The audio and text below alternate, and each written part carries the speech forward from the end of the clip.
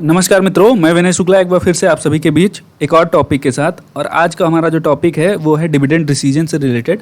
हमारा जो यूनिट चल रहा है फाइनेंशियल मैनेजमेंट का, उसमें हम लोग जो है पढ़ चुके हैं, काफ़ी सारा पढ़ चुके हैं पीछे का। और आज का हमारा जो टॉपिक है वो डिविडेंड डिसीजन से रिलेटेड है। ठीक है, अगर डिविडेंड डिसीजन की बात हम करते हैं तो फाइनेंशियल मैनेजमेंट हमने 3 तरीके के एक्टिविटीज़ को पढ़ा था। पहला था हमारे पास फाइनेंसिंग एक्टिविटी, दूसरा था हमारे पास इन्वेस्टमेंट से रिलेटेड एक्टिविटी और तीसरा था हमारे पास डिविडेंड से रिलेटेड एक्टिविटीज़। ठीक है, और ये सारी जो है चीज़ें हम लोग समझ चुके हैं कि फाइनेंसिंग में क्या होता था, प्रोक्योरमेंट के ऊपर जो है फोकस होता था। इन्वेस्टिंग एक्टिविटीज़ से में क्या होता था कि वहाँ पे हम किस तरीके से इन्वेस्टमेंट करेंगे कि जहाँ से ज़्यादा हमको रिटर्न मिल सके। ठीक है, अब क्या था कि जब रिटर्न हमको एक बार मिल गया, प्रॉफिट अर्न हो गया, तो हम क्या करेंगे, उस प्रॉफिट को किस तरीके से डिस्ट्रीब्यूट करेंगे इन फॉर्म ऑफ डिविडेंड, कि जिससे कि शेयर होल्डर्स भी ना नाराज़ हों और जो हमारे पास ग्रोथ करने के लिए रिटेन अर्निंग के रूप में पैसा बचा भी रहे। ठीक है, तो उसी से रिलेटेड हम लोग जो है डिसीजंस को पढ़ने वाले हैं डिविडेंड से रिलेटेड। इसमें बेसिकली जो हमारा यूजीसी नेट जेआरएफ में जो सिलेबस है उसमें अपने को पढ़ना क्या है कि इसमें डिविडेंड से रिलेटेड थ्योरीज दी हुई हैं। इसमें 2 तरीके की थ्योरीज हैं। पहला हमारे पास जो दिया हुआ है वो रेलिवेंट थ्योरी है और दूसरा हमारे पास इररेलिवेंट थ्योरी है। रेलिवेंट थ्योरी क्या कहती है कि कोई भी कंपनी या फर्म डिविडेंड कितना देगी या नहीं देगी, इसका जो सीधा जो इम्पैक्ट होता है वो कंपनी के मार्केट वैल्यू पे पड़ता है। ठीक है, इस थ्योरी में ये बताया गया है। दूसरे, in comparison to relevance theory, irrelevance theory क्या कह रही है कि डिविडेंड देगी या नहीं देगी इससे कोई मतलब नहीं, इसका कोई भी इम्पैक्ट मार्केट वैल्यू पे नहीं पड़ता है। ठीक है, तो ये 2 तरीके की थ्योरी अपने को पढ़ना है। अब अगर हम बात करते हैं, जैसे यहाँ पे देखिए, एक बार थोड़ा देख लेते हैं कि ये क्या कहता है। जैसे हम लोगों ने बात किया कि एक कंपनी है, ठीक है, कंपनी डिविडेंड पे कर रही है, ठीक है, या नहीं पे कर रही है। ठीक है, इसका सीधा जो इम्पैक्ट है वो कंपनी के मार्केट वैल्यू पे पड़ रहा है। ठीक है, दूसरी बात, इररेलिवेंट थ्योरी इसके अपोजिट क्या कह रही है कि डिविडेंड कितना पे कर रही है या नहीं पे कर रही है, इसका सीधा मार्केट वैल्यू का इम्पैक्ट नहीं पड़ता है। ठीक है, अब अगर हम बात करते हैं, आई थिंक आप लोगों को क्लियर हो गया होगा कि अपने को पढ़ना क्या है इसमें। रेलिवेंट थ्योरी की अगर हम बात करते हैं, इसमें 2 तरीके की थ्योरी है। एक थे हमारे पास जो है वॉल्टर मॉडल और दूसरा है गॉर्डन मॉडल। आज हम जो बात करने वाले हैं वो रेलिवेंट थ्योरी के बारे में बात करने वाले हैं। ठीक है, अब रेलिवेंट थ्योरी में जो पहला हमारे पास मॉडल दिया हुआ है वो वॉल्टर साहब ने दिया हुआ है। बहुत इंपॉर्टेंट है, इग्नोर नहीं करना है। वेरी मोस्ट इंपॉर्टेंट जो है ये कंसेप्ट है। इससे रिलेटेड जो है क्वेश्चंस आपको देखने को ही मिलेगा। ठीक है, अगर हम बात करते हैं वॉल्टर साहब ने क्या कहा था। वॉल्टर साहब ने कहा था कि जो ये थ्योरी है, ये जो मॉडल है, ये किस पे बेस्ड है, रेलिवेंस थ्योरी पे। ठीक है, ये रेलिवेंस थ्योरी पे बेस्ड है। According to this the choice of an appropriate dividend policy affects the overall value of the firm. ये क्या करते हैं, overall value of the firm पे इम्पैक्ट पड़ता है, क्योंकि ये क्या है, ये रेलिवेंस थ्योरी है। ठीक है, दूसरी चीज़ इन्होंने क्या बोला, the efficiency of dividend policy can be shown. ये क्या करता है, जो किसी भी फर्म की जो एफिशिएंसी है डिविडेंड पॉलिसी से रिलेटेड, वो शो करती है किसके through, relationship between rate of return और कॉस्ट ऑफ कैपिटल।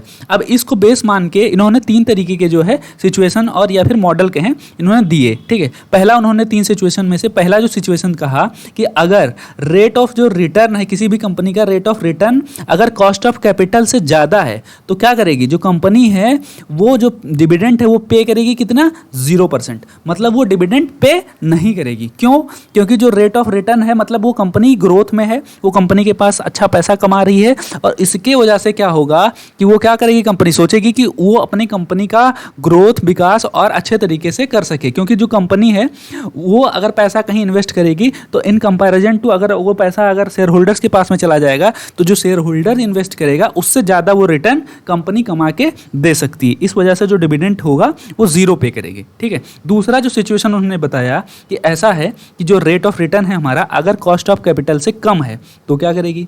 अब उसमें क्या करेगी कि वैसे भी जब रेट ऑफ रिटर्न हमारा कम आ रहा है तो कंपनी क्या सोचेगी कि ऐसा है भाई साहब, एक काम करते हैं, कम से कम शेयर होल्डर्स को तो खुश कर लें।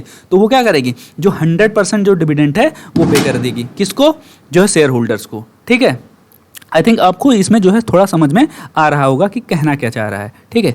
एक सिचुएशन है जब रेट ऑफ रिटर्न के कॉस्ट ऑफ कैपिटल से ज़्यादा है तो डिविडेंड का जो पे आउट रेशियो है वो 0 है, ठीक है। अगर रेट ऑफ रिटर्न जो है कॉस्ट ऑफ कैपिटल से कम है तो पे आउट रेशियो जो है वो 100% है, ठीक है। ये क्वेश्चन आया हुआ है, बार बार क्वेश्चन पूछा जाता है तो इग्नोर नहीं करना है, ठीक है। तीसरा सिचुएशन उन्होंने क्या बोला कि अगर रेट ऑफ रिटर्न जो है कॉस्ट ऑफ कैपिटल के बराबर है तो क्या करेंगे, तो भाई उस तो जो है कंपनी के ऊपर है, वो तो पे करना चाहे तो करे, नहीं करना चाहे तो ना करे। तो 3 तरीके के सिचुएशन वॉल्टर साहब ने दिया।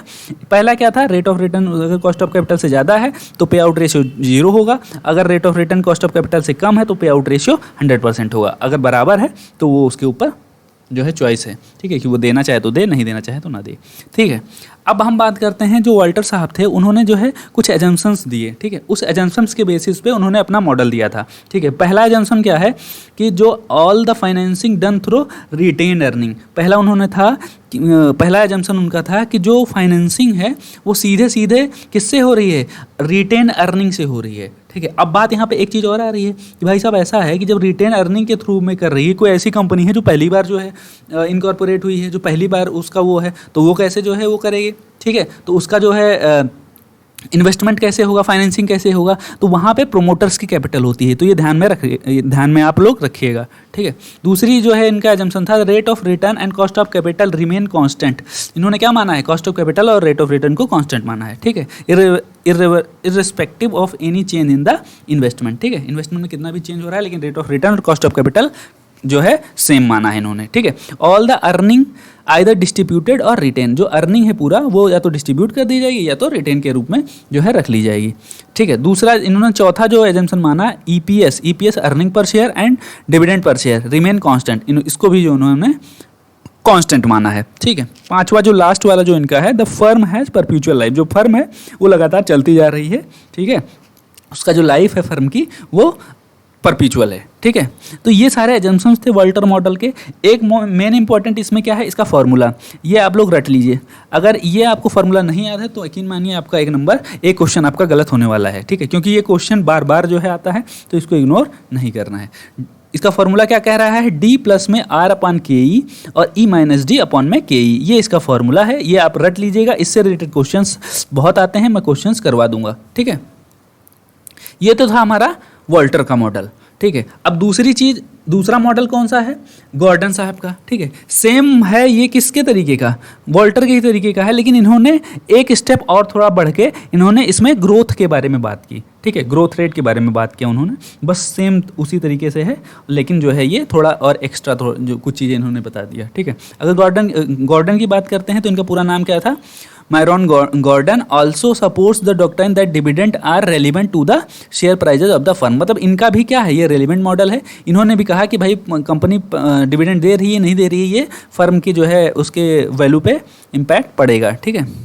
Gordon model assumes that's the investor are risk averse, ठीक है। इन्वेस्टर क्या होते हैं, वो रिस्क एवर्स होते हैं, मतलब वो रिस्क के बारे में सचेत रहते हैं। ऐसा नहीं है कि उनको नहीं पता है कि भाई पैसा डिविडेंड दे रहे हो नहीं दे रहे हो, फ्यूचर अनसर्टेन है, अगर आप अभी डिविडेंड नहीं दे रहे हैं तो हो सकता है आपकी कंपनी जो है डूब जाए, तब तो हम रह जाएंगे वैसे ही, तो ठीक है। तो इन्वेस्टर्स जो होंगे वो थोड़ा सोच विचार करके रैशनल डिसीजन लेने के लिए कैपेबल हैं, ठीक है, इनका मानना ये है। फॉर एग्जाम्पल के तौर पे अगर बोला जाए, not willingly to take risk and profits certain returns to uncertain returns, ठीक है। वो क्या करते हैं कि जो अनसर्टेन रिटर्न है उसके कंपैरिजन में जो सर्टेन रिटर्न है उस पर ज़्यादा फोकस करते हैं। The investors prefer current dividend, वो क्या करते हैं, करंट डिविडेंड पे जो है प्रेफर करते हैं, to avoid risk. Here the risk is the possibility if not getting the return from the investment. Possibility की बात, यहाँ पर रिस्क की बात क्या कर रहे हैं कि जो फ्यूचर है, फ्यूचर में पता नहीं डिविडेंड मिले ना मिले, तो इससे अच्छा है कि अभी हमको जो है आप डिविडेंड दे दीजिए, रिटेन अर्निंग के ऊपर ये फोकस नहीं करते हैं, ठीक है। की पॉइंट क्या है गॉर्डन मॉडल का, इन्होंने क्या बोला, according to the investors point of view retained earning are considered to be a risky option, ठीक है। रिस्की ऑप्शन इन्होंने क्या माना कि रिटेन अर्निंग के रूप में, चलिए मान के चलिए आपको जो है अपना बिजनेस जो है बढ़ाना है, ठीक है, आपने जो है रिटेन अर्निंग के रूप में कुछ रख लिया, लेकिन अब क्या है, पता चले कि आगे चल के जो है आपकी कंपनी डूब जाए, तब तो हम वैसे ही रह जाएंगे, ठीक है। तो इनका मानना है कि जो रिटेन अर्निंग है वो रिस्की होता है इन कंपैरिजन टू कि आप अभी हमको डिविडेंड दे दीजिए, ठीक है, because it affects affects the market price adversely. ठीक है, ये क्या करता है, रिटेन अर्निंग जो है मार्केट प्राइस को एडवर्सली इफेक्ट करता है, क्योंकि अगर कोई भी कंपनी ऐसा है कि जो अपने शेयर होल्डर्स को डिविडेंड के रूप में दे ही नहीं रही है, तो वहाँ पे शेयर होल्डर्स कम जो है इन्वेस्टमेंट करने की सोचेंगे। ठीक है, Gordon model dividend is also described as the bird in the hand approach. ये बहुत इंपॉर्टेंट है, बार बार क्वेश्चन पूछा जाता है, बर्ड इन द हैंड किसने दिया और ये किसका जो है अप्रोच है। ठीक है, तो इसको आप जो है थोड़ा देख लीजिएगा। Bird in the hand approach जो है किसने दिया था, गॉर्डन मॉडल, गॉर्डन साहब ने दिया था। ठीक है, bird in the hand approach, इसका मतलब क्या था, that a bird in the hand is better than two in the bush. मतलब क्या है कि एक चिड़िया अपने हाथ में जो है सही है इन कंपैरिजन टू जो है ढेर सारे जो है चिड़िया बुश, मतलब वो उसमें जाल में हो। ठीक है, तो इसका मतलब क्या है कि कहने का मतलब अगर जो है बोला जाए कि ना 9 नगद न 13 उधार, मतलब अगर आप हमको जो है आज 5 रुपया दे दीजिए इन कंपैरिजन टू 1 साल बाद आज आप हमको 100 रुपया दें। ठीक है, तो कहने का मतलब ये है कि अभी जो इनका जो शेयर होल्डर्स का जो फोकस होता है वो करंट डिविडेंड पे होता है, ना कि जो है फ्यूचर में जो कितना भी प्रॉफिट मिले। ठीक है, उस पर according to the Gordon model the market value of share is equal to the present value of the future dividend. ठीक है, यहाँ पे बात क्या की गई, present value.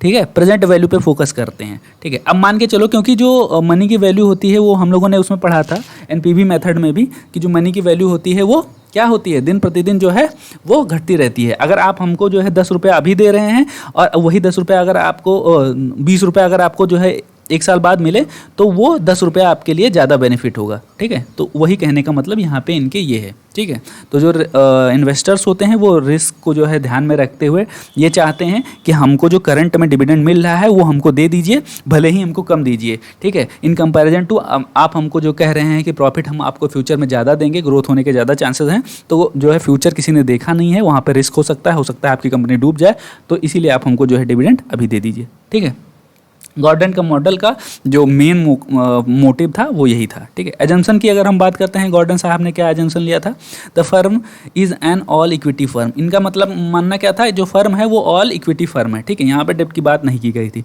Only retain earning are use to finance the investment, no external source of financing is use. ठीक है, no external source of financing नहीं है, सिर्फ और सिर्फ किसके बारे में बात की जा रही है, रिटेन अर्निंग की। ठीक है, rate of return and cost of capital R constant, वही चीज़ इन्होंने भी बताया है जो वाल्टर साहब ने बताया था। The life of the firm is indefinite, वही चीज।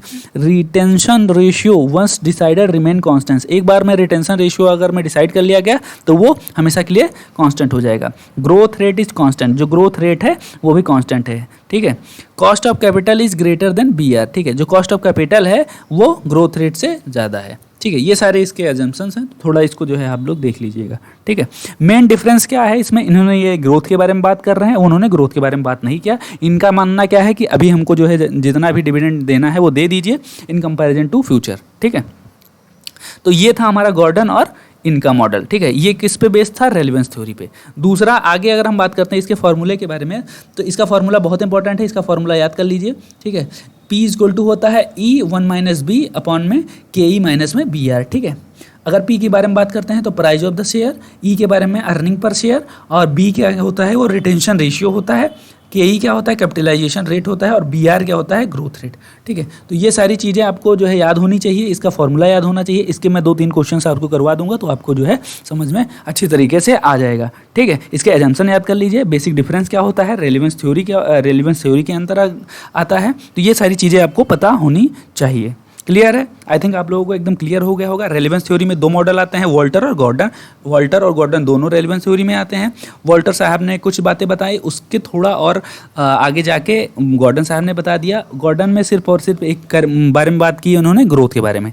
ठीक है, अगर हम बात करते हैं डिविडेंड इररेलेवेंस थ्योरी की, ठीक है, डिविडेंड रेलिवेंट थ्योरी में हम लोगों ने बात कर लिया, उसमें 2 मॉडल से वॉल्टर और गॉर्डन। यहाँ पे एक मॉडल है जिसका नाम है मोदिग्लियानी एंड मिलर मॉडल। ठीक है, इन्होंने क्या बोला कि भाई साहब ऐसा है ना कि ये जो डिविडेंड दो ना दो उससे कोई मतलब नहीं, ये क्या जो है चिंदी चोरी वाली बात करते रहते हो, डिविडेंड देना है नहीं देना है, थोड़े से प्रॉफिट से किसी भी शेयर होल्डर्स के ऊपर कुछ उनके उस पर जो है इफेक्ट नहीं पड़ने वाला है, क्योंकि जो शेयर होल्डर है, जो इन्वेस्टर है, वो बहुत रैशनल है। ठीक है, वो दिमागदार है, वो सोचता है कि ऐसा है 2 रुपया मिलने से अच्छा है कि भविष्य में जो है हमको 100 रुपया मिले, ठीक है। जब पैसा बचेगा कंपनी के पास रिटेन अर्निंग के रूप में, तो वो क्या करेगी, वो अपने बिजनेस में लगाएगी और बिजनेस ग्रोथ होगा तो हमको ज़्यादा पैसा मिलेगा। इनका मानना था मोदी, गिलानी एंड मिलर का, ठीक है। ये क्या था, based on the perfect market assumption के बेस पे जो है इन्होंने अपनी थ्योरी को दिया था, ठीक है। According to this theory the dividend policy has no effect, ठीक है। इन्होंने क्या बोला कि भाई साहब ऐसा है, no effect on the price of market share, ठीक है, मार्केट शेयर पे कोई भी इफेक्ट नहीं डालता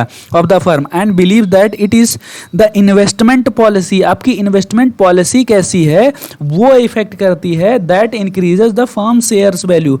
मतलब कि डिविडेंड नहीं जो है इम्पैक्ट करता है, क्या इम्पैक्ट करता है, इन्वेस्टमेंट की आपकी पॉलिसी कैसी है ये इम्पैक्ट करता है। The investors are satisfied with the firm's retained earning, जो इन्वेस्टर है, अगर आप रिटेन अर्निंग के रूप में कोई भी कंपनी अगर अपने पास पैसा रखना चाहती है, डिविडेंड नहीं देना चाहती है, तो इट्स ओके, ठीक है, फाइन, कि जो है आप रख सकते हैं। अगर हम बात करते हैं एजम्पशंस के, मिलर मॉडल के, there are a perfect capital market, इसी के बेसिस पे इन्होंने पूरी थ्योरी दे दी, ठीक है। तो ये इनका पहला जो है एजम्पशन था। दूसरा एजम्पशन क्या है इनका, there is no taxes, tax भी नहीं है। कांस्टेंट इन्वेस्टमेंट पॉलिसी, ठीक है, इन्वेस्टमेंट एक बार में जो है कोई पॉलिसी डिसाइड हो गई तो उसी पे जो है कांस्टेंट रहेंगे। There is no uncertainty about the future profit, जो uncertainty about the future profit ये नहीं है, ठीक है। तो ये 3-4 जो है इसके एजम्पशंस थे, ठीक है। और ये थ्योरी किस पे बेस्ड है, परफेक्ट मार्केट के बेसिस पे इन्होंने बोला था ये चीज़ें। और दूसरी चीज़ कि ये जो थ्योरी है वो इररेलेवेंस मॉडल की है। इनका जो कहने का मतलब है, ठीक है, इनका जो कहने का मतलब है मिलर और जो है मोदी, गिलानी, मिलर साहब का, इनका कहने का मतलब ऐसा है कि जो इन्वेस्टर है वो थोड़ा दिमागदार है, वो सोचता समझता है कि भाई साहब ऐसा है 10 रुपये अगर मिल रहा है अभी तो ठीक है ले लेते हैं, लेकिन इससे कुछ होने वाला है नहीं, ठीक है। क्या है कि अगर वो पैसा जो है कंपनी अपने पास रखेगी तो वो अपने जो है एक नया ब्रांच खोलेगी, या फिर हो सकता है कि कहीं और इन्वेस्ट करे जहाँ से ज़्यादा से ज़्यादा पैसा आएगा, तो फिर बाद में जो हमको पैसा मिलेगा वो ज़्यादा मिलेगा, ठीक है। तो ये इनका मानना था, ठीक है। इसका मतलब है कि ये इररेलेवेंस थ्योरी है और हम लोगों ने पहला क्या पढ़ा, रेलेवेंट थ्योरी, ठीक है। तो ये थी जो है डिविडेंड डिसीजन से रिलेटेड थ्योरीज। 3 थ्योरी बेसिकली आती है। तो जो है अगर बात करते हैं यहाँ से क्वेश्चंस कितने आते हैं, तो मान के चलिए कि हर बार क्वेश्चन पूछा जाता है, 1-2 क्वेश्चन आपको देखने को मिल जाएगा। तो आप अच्छी तरीके से एक बार फिर से आप पढ़िएगा। अगर कोई चीज़ आपको समझ में नहीं आई है तो आप जो है कमेंट बॉक्स में लिख सकते हैं, ठीक है। Thank you.